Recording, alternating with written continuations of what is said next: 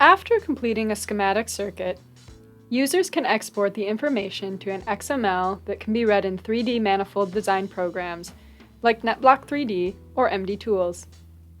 Simply select the Export to XML command, then select a pink manifold. Network names can be edited at this time. Select Export and save the file from downloads.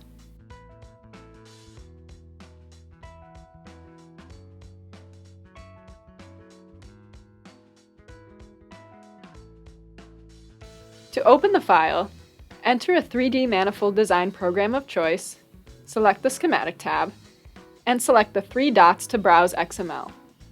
Select the XML and open on the block.